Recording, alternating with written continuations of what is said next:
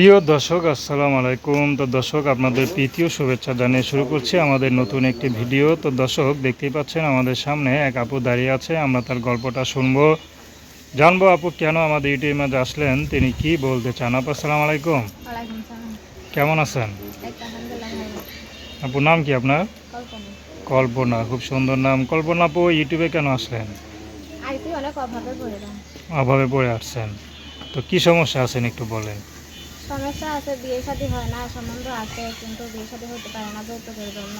অনেক মানুষে অনেক কথা বলে, তাই অনেকের মুখে শুনছি প্রতিবেদনে নাকি অনেক ভালো ভালো মানুষ পাওয়া যায় যারা মনে করেন অসহায় মানুষদের সাহায্য করে বিয়ে শাদী করে, ভালোবাসে বিয়ে শাদী করে, তার জন্য আইসি।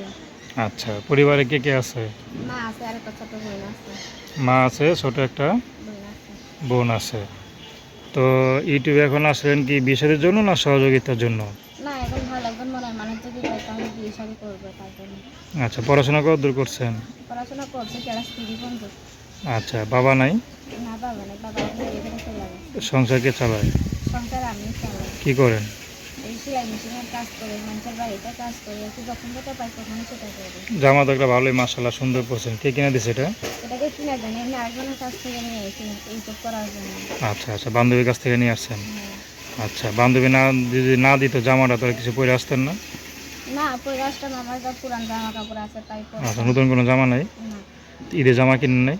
না, এবার ঈদে মার্কেট করতে পারিনি, ছোট বোনটা অনেক কান্নাকাটি করছে, কিছু কিনা দিতে পারিনি, অনেক অভাবে ছিলাম। তো এত অভাবে মানুষ, এত গরিব ঘরের মেয়েকে কেউ বিয়ে করবে? করবে না কেন? যদি আপনাকে দেখে আর যদি কোনো বুড়া লোক বিয়ে করতে চায় আপনি করবেন? করবো, অবশ্যই করবো, যদি ভালো একজন মনের মানুষ পাই তাহলে তো অবশ্যই করবো। আমাদের একটা ইয়াং মেয়ে, আপনার তো তারা আপনাদের একটা ইয়াং মেয়ে, তো আপনাকে যদি কোনো 70, 80, 90 বছরের কোনো পুরুষ বিয়ে করে আপনি তার পাশে থাকতে পারবেন? হ্যাঁ, থাকতে হবে অবশ্যই, যদি আমার ভালোবাসা রাখে আমি অবশ্যই তার পাশে থাকবো।